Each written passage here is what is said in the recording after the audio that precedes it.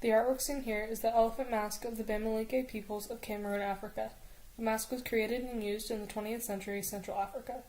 The mask was worn during ceremony and were also worn with red feather headdresses and leopard skin pauls. These were all symbols of power and rule, as the animals were seen as very strong and powerful creatures. The elephant was seen by the people of Cameroon as the most commanding land creature that could not be beaten. When this mask was worn, the wearer, who was often the warrior of the tribe, believed they could transform into a powerful creature. The wearer would dance barefoot to the sound of a drum or a gong.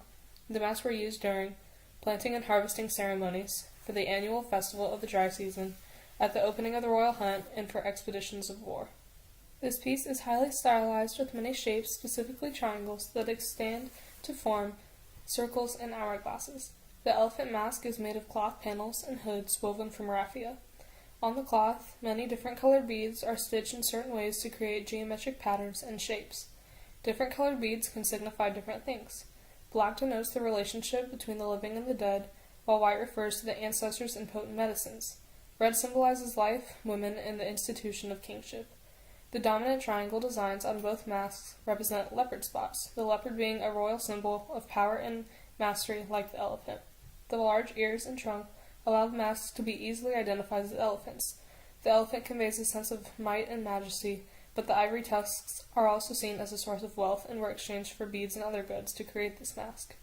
The Bamileke recognize Si as supreme god, but more commonly pay homage to their ancestors. The chief, also called a fawn, is in direct control of all the land that belongs to a given village and is seen as the dispenser of supreme justice.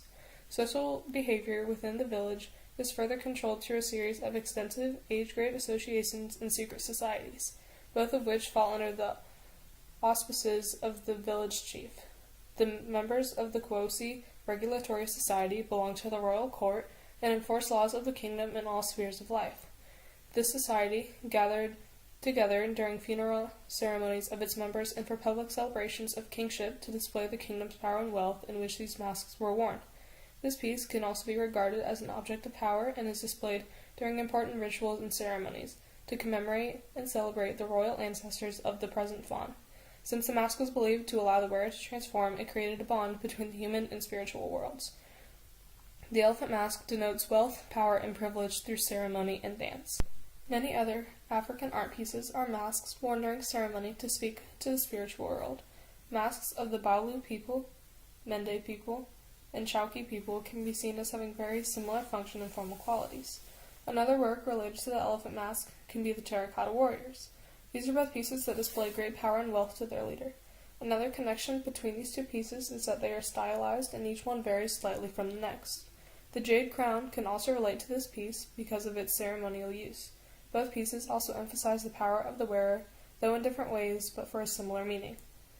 The Bamileke still perform this ceremony today, but instead of warriors, powerful members of society perform this ritual dance and ceremony annually instead of when they felt necessary back when the ceremony and dance first originated.